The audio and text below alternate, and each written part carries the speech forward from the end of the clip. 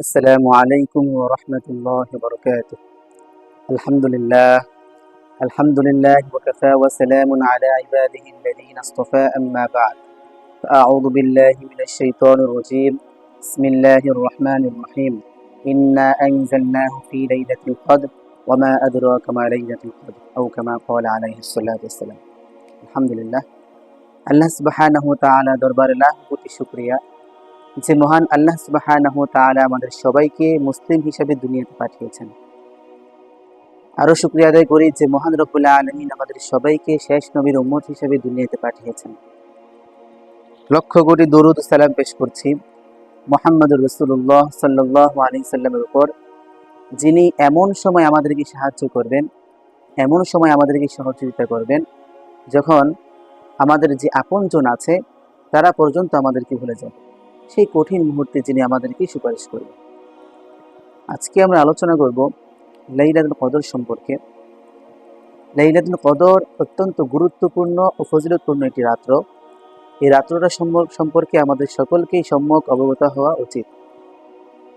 আল্লাহ সুবহানাহু ওয়া তাআলা পবিত্র কুরআন কারীমে সূরাতুল কদরের ফজিলত সুস্পষ্ট ভাষায় বর্ণনা করে দিয়েছেন।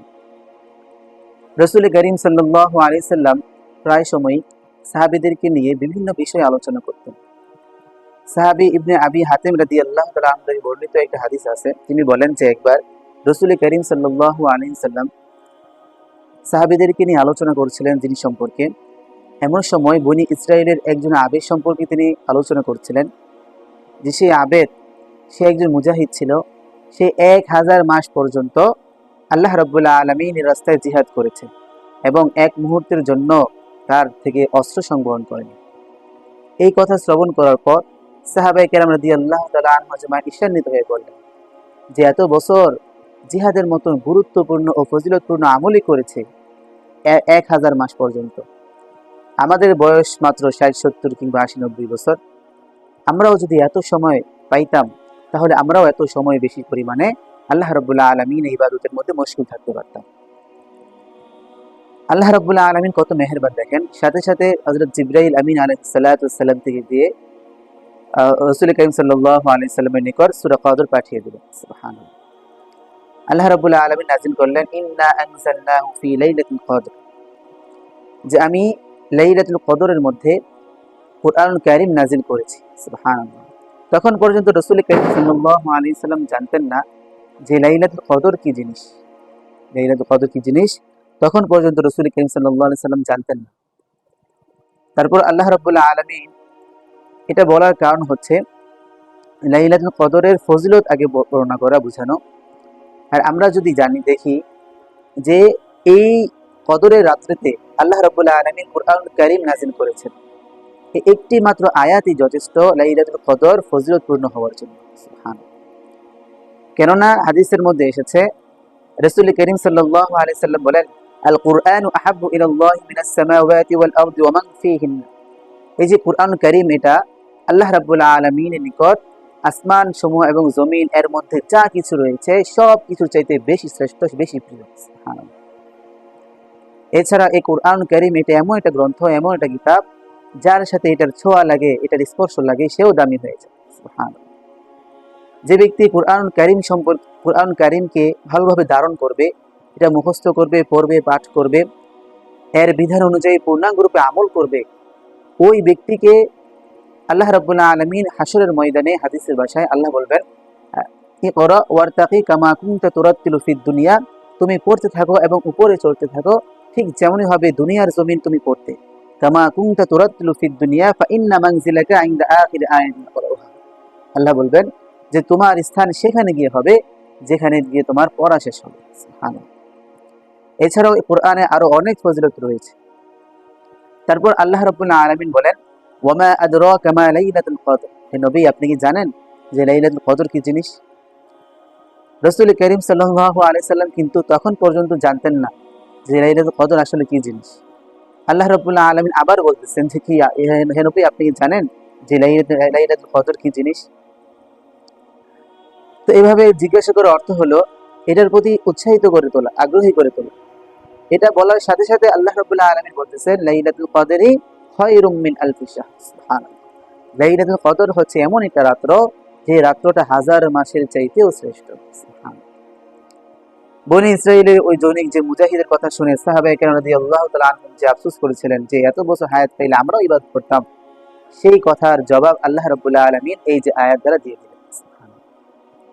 অর্থাৎ এই রাতে যদি কোনো বান্দা ইবাদত বন্দেগী করে ভালোভাবে সুন্দরভাবে এই রাতটাকে আল্লাহ রাব্বুল আলামিন এই ইবাদতের মধ্যে কাটায়, তাহলে আল্লাহ সুবহানাহু ওয়া তাআলা তার আমলনামায় হাজার মাস ইবাদত করলে যে সওয়াব দান করতেন তার চাইতেও বেশি সওয়াব আল্লাহ রাব্বুল আলামিন তার আমলনামায় দিয়ে দেন। সুবহানাল্লাহ। এবার আসুন দেখি আমাদের মধ্যে যাদের বয়স আমাদের মধ্যে যারা 10টা লাইলাতুল কদর পেয়েছি, 10টা লাইলাতুল কদর পেয়েছি বা যাদের ভাগ্যে 10টা লাইলাতুল কদর জুটে গেছে, তারা অন্তত পক্ষে 1000 বছর ইবাদত করার সময় পেয়ে গেছেন, 1000 বছর ইবাদত করে ফেলেছেন। যাদের বয়স 40-50 হয়ে গেছে, তারা এই রাত্র প্রায় 25 থেকে 30টা পেয়েছে। কিভাবে? কারণ প্রথম 15 বছর তো কোনো হিসাব নাই, তারপর থেকে ধরেন 25 থেকে 30টা রাত্র যে পেয়ে গেছে, অন্তত পক্ষে 2000 বছর আল্লাহ রাব্বুল আলামিনের ইবাদতে কাটাবার সময় চলে গেছে। যাই হোক, এই রাত্রটা যেহেতু গুরুত্বপূর্ণ, তা এই রাতের কদর করা চাই। এই রাতে প্রতিটা মুমিন বান্দা যেন আল্লাহ রাব্বুল আলামিন ইবাদতের মধ্যে মশগুল থাকতে পারে, সেটা অবশ্যই দরকার। তারপর আল্লাহ রাব্বুল আলামিন বলতেছেন, তানাজ্জালুল মালায়েকাতু ওয়ার রূহু ফিহা বিইذনি রাব্বিহিম মিন কুল্লি আমর। যে আল্লাহ রাব্বুল আলামিন এই রাতে ফেরেশতাদেরকে পাঠান, অর্থাৎ হযরত জিবরাইল আমিন আলাইহিস সালাতু ওয়াস সালাম একদল ফেরেশতা নিয়ে জমিনে অবতরণ করেন। তারপর যে ব্যক্তি দাঁড়িয়ে বসে যে কোনো অবস্থায় আল্লাহ রাব্বুল আলামিনের ইবাদতের মধ্যে মশগুল থাকে, তাদের জন্য দোয়া করে সালাম করে। সুবহানাল্লাহ। এটা হাদিসের মধ্যে এসেছে। এই আয়াতের অর্থ হচ্ছে তানাজ্জালুল মালায়েকাতু ওয়ার রূহু ফিহা বিইذনি রাব্বিহিম মিন কুল্লি আমর। আল্লাহ রাব্বুল আলামিনের নির্দেশক্রমে, আল্লাহ রাব্বুল আলামিনের আদেশক্রমে হযরত জিবরাইল আমিন আলাইহিস সালাতু ওয়াস সালাম যে গুরুত্বপূর্ণ বিষয়াদি নিয়ে জমিনে অবতরণ করে। এখানে গুরুত্বপূর্ণ বিষয়াদি বলতে তাকদীর সম্পর্কে বিষয়াদি, রিজিক, তারপর বান্দার কি কি প্রয়োজন এক বছরে, সবকিছু বোঝানো হয়েছে। হাদিসের মধ্যে এসেছে যে কি করে হযরত জিবরাইল আমিন আলাইহিস সালাতু ওয়াস সালাম কিভাবে জমিনে অবতরণ করে কি করে। হাদিসের মধ্যে এসেছে রাসূল করিম সাল্লাল্লাহু আলাইহি সাল্লাম বলেছেন যে হযরত জিবরাইল আমিন আলাইহিস সালাতু ওয়াস সালাম জমিনে অবতরণ করে চারিদিকে ছড়িয়ে পড়ে। তারপর যেখানে যে অবস্থায় দাঁড়িয়ে বসে যে হালতে আল্লাহ রাব্বুল আলামিন ইবাদতের মধ্যে মশগুল রয়েছে, ওই সমস্ত বান্দাদের তারা সালাম করে, তাদের জন্য দোয়া করে এবং তাদের দোয়া আমিন আমিন বলতে থাকে এবং তাদের সাথে মুসাফাহা করে। সুবহানাল্লাহ। সম্মানিত উপস্থিতি, বড় আফসোসের বিষয় হচ্ছে আমরা আজ দুনিয়ার রং তামাশার জন্য, দুনিয়ার সামান্য একটু ভোগ বিলাসিতার জন্য, দুনিয়ার একটু আরামের জন্য, একটু বিলাসিতার জন্য কত রাত জেগে থাকি, কত রাত্র জেগে থেকে কাটিয়ে দেয়, নির্ঘুম কাটিয়ে দেয়। কিন্তু রহমতের যে দিনগুলো চলতেছে, মাগফিরাতের বরকতের এই যে দিনগুলো চলতেছে, রমাদানের প্রতিটা মুহূর্তই তো বরকতপূর্ণ, প্রতিটা মুহূর্তই তো অনেক বড় ফজিলতপূর্ণ। এই যে সময়গুলো চলতেছে, এই সময়গুলোর মধ্যে আমরা আমাদের একটা রাত্র পর্যন্ত আল্লাহ রাব্বুল আলামিনের জন্য কাটিয়ে দেওয়ার সময় হয় না, সুযোগ হয় না। এটা বড় আফসোসের বিষয়। আসলে মূল বিষয় হচ্ছে আমাদের মধ্যে সেই সেই টান নেই, আল্লাহ রাব্বুল আলামিনের সেই ভালোবাসা, সেই মহাব্বত অন্তরে নেই। যদি থাকতো তাহলে এক রাত কেন, 1000 রাত্র চলে গেলেও নির্ঘুম কাটিয়ে দেওয়া কোনো সমস্যা হচ্ছিল না। যাই হোক, আল্লাহ রাব্বুল আলামিন লাইলাতুল কদরকে নির্দিষ্ট করে দেন নাই, এর কয়েকটি হিকমত রয়েছে, কয়েকটি কারণ রয়েছে। আর সেটা হচ্ছে উলামায়ে কেরাম এখানে কয়েকটি কারণ বর্ণনা করেছেন। এক নম্বর কারণ হচ্ছে লাইলাতুল কদরকে নির্দিষ্ট করে দিলে এক শ্রেণীর মানুষ ছিল যারা কি করত, সারা জীবন অন্যায় কাজে লিপ্ত থাকতো আর মনে মনে এই আশা থাকতো যে লাইলাতুল কদর আসলে সকল পাপ কর্ম মাফ করে দেবে। এই আশা থাকলে সে সব কিছু থেকে বঞ্চিত হতো। তারপর এমন আরেকটা হিকমত হচ্ছে এমন, এই লাইলাতুল কদরকে যদি আমাদের জন্য নির্ধারিত করে দেওয়া হতো, নির্দিষ্ট করে দেওয়া হতো, তাহলে এই রাতের যথাযথ মর্যাদা দানে ব্যর্থ ব্যক্তিদের উপর আল্লাহ রাব্বুল আলামিনের আযাব আবশ্যক হয়ে যেত। আরেকটি হিকমত এমন রয়েছে, গুরুত্বপূর্ণ একটা বিষয়, যে আল্লাহ রাব্বুল আলামিন চান যে লাইলাতুল কদরকে তালাশ করার জন্য, তালাশ করতে করতে বান্দা যেন এই রমাদান মাসে একটু বেশি সময় পরিমাণে আল্লাহ রাব্বুল আলামিনের ইবাদতের মধ্যে কাটায়। এটাই দরকার। রমাদান মাস যেহেতু ইবাদতের মৌসুম, এই ইবাদতের মাসে বেশি বেশি আল্লাহ রাব্বুল আলামিনের ইবাদত করা। আর যারা বেশি বেশি পরিমাণে আল্লাহ রাব্বুল আলামিনের ইবাদত করবে, ইবাদত বন্দি করবে, তাদের জন্য লাইলাতুল কদর পাওয়াটা তেমন কোনো কষ্টের বিষয় না। এটা আমাদের মধ্য থেকে অনির্দিষ্ট হলেও এই লাইলাতুল কদর অনেকটাই নির্দিষ্ট। যেমন আমরা সবাই জানি লাইলাতুল কদর এটা পবিত্র মাহে রমাদান মাসে হয়ে, তো বাকি 11 মাস থেকে নির্দিষ্ট হয়ে গেল। তারপর এটাও জানি রমাদান মাসের শেষ দশকের বেজর রাত্রিগুলোতে হয়ে থাকে। তো এখন রমাদানের প্রথম 10 রোজা থেকে, প্রথম 20 রোজা থেকে নির্দিষ্ট হয়ে গেল। এভাবে অনেকটা নির্দিষ্টই বলতে পারে। রাসূল করিম সাল্লাল্লাহু আলাইহি সাল্লাম বলেছেন, তোমরা প্রতি রমাদানের শেষ দশকে বিজয় রাত্রিগুলোতে লাইলাতুল কদরকে তালাশ করো। আম্মা জান আয়েশা সিদ্দিকা রাদিয়াল্লাহু তাআলা আনহা বলতেছেন, ইয়া রাসূলুল্লাহ, যদি আমরা লাইলাতুল কদর পেয়ে যাই তাহলে আমরা কি আমল করব? তখন রাসূলুল্লাহ সাল্লাল্লাহু আলাইহি সাল্লাম বললেন, কুলি আল্লাহুম্মা ইন্নাকা আফুউন তুহিব্বুল আফওয়া ফাআফু আন্নি। যে এই দোয়া করবে, হে আল্লাহ, আপনি ক্ষমাশীল, ক্ষমা করতে ভালোবাসেন, অতএব আমাকে ক্ষমা করবে। আম্মা জান আয়েশা সিদ্দিকা রাদিয়াল্লাহু তাআলা আনহা হাদিস থেকে আমরা জানতে পারি যে রাসূল করিম সাল্লাল্লাহু আলাইহি সাল্লাম পবিত্র মাহে রমাদানের শেষ দশকে লুঙ্গি মজবুত করে বেঁধে নিতেন, রাত্র জাগরণ করতেন এবং পরিবারের লোকদেরকেও জাগাতেন। এখানে লুঙ্গি মজবুত করে বেঁধে নেওয়ার অর্থ হচ্ছে যে ইবাদতের জন্য পূর্ণাঙ্গরূপে প্রস্তুতি নিতেন। তার যত রকমের ব্যস্ততা ছিল সব কিছুকে পরিত্যাগ করে, সব কিছুকে এক সাইডে রেখে রমাদানের শেষ দশকে আল্লাহ রাব্বুল আলামিনের জন্য সব কিছু বিসর্জন দিয়ে আল্লাহ রাব্বুল আলামিনের জন্য ইবাদত মশগুল হয়ে যেতেন।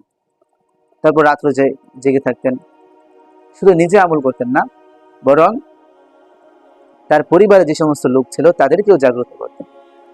এখানে একটা লক্ষণীয় বিষয় হচ্ছে, আমরা শুধু নিজে আমল করলেই চলবে না, আমাদের পরিবারের দায়িত্ব আমাদের উপর আল্লাহ রাব্বুল আলামিন দিয়েছেন। সুতরাং নিজে শুধু আমল করে, ইবাদত বন্দি করে, তওবা ইস্তেগফার করে জাহান্নাম থেকে মুক্তি পেয়ে গেলাম আর আমার পরিবারের লোকরা জাহান্নামে চলে যাবে, এমনটা কি হতে পারে? এজন্য আল্লাহ রাব্বুল আলামিন কুরআনুল কারীমে আয়াত নাযিল করেছেন, ইয়া আইয়ুহাল্লাযীনা আমানু কু আনফুসাকুম ওয়া আহলিকুম নার। হে ঈমানদারগণ, তোমরা নিজেরা জাহান্নামের আগুন থেকে বাঁচো এবং তোমাদের পরিবার পরিজন যারা আছে তাদেরকেও জাহান্নামের আগুন থেকে বাঁচাও। সুতরাং বোঝা গেল শুধু নিজেরা আমল করলে চলবে না, বরং আমাদের যে সকল পরিবার আছে, পরিবার পরিজন আছে, তাদেরকেও জাগাতে হবে, ইবাদতের প্রতি, আমল করার প্রতি তাদেরকে তাগাদা দিতে হবে। আল্লাহ রাব্বুল আলামিন আমাদেরকে সেই তৌফিক দান করেন, সকলে বলে আমিন। দেখেন, রাসূল করিম সাল্লাল্লাহু আলাইহি সাল্লাম যার জীবনের আগে পিছনের সমস্ত গুনাহ খাতা মাফ, তিনি সবকিছু মাফ হয়ে যাওয়ার পরেও আল্লাহ রাব্বুল আলামিনের জন্য এত দীর্ঘ সময় পর্যন্ত নামাজে দাঁড়িয়ে থাকতেন যে তার পা মুবারক ফুলে ফেটে পানি বের হতো। আল্লাহু আকবার। তারপর সাহাবায়ে কেরাম রাদিয়াল্লাহু তাআলা আনহুম আজমাইন, ওমর রাদিয়াল্লাহু তাআলা আনহু কত দীর্ঘ সময় পর্যন্ত নামাজ পড়তেন। এশার নামাজ ফজর পর্যন্ত প্রায় সময় বিলম্ব করতেন, অর্থাৎ এশার নামাজে দাঁড়িয়ে ফজর পর্যন্ত একেবারে পুরোটা রাত্র নামাজের মধ্যে কাটিয়ে দিতেন। উসমান রাদিয়াল্লাহু তাআলা আনহু সারা রাত্র নামাজে দাঁড়িয়ে থাকতেন। তারা কিসের আশায়, কিসের নেশায়, কিসের ভরসায়, কিসের জন্য এত কিছু পাওয়ার পরেও এত বেশি ইবাদত করতেন? তারা যদি এত বেশি পরিমাণে ইবাদত করতে পারে, তাহলে আমি আর আপনি কেন বেশি ইবাদত করতে পারবো? আল্লাহ রাব্বুল আলামিন আমাদের সবাইকে বোঝার তৌফিক দান করেন, সকলে বলে আমিন।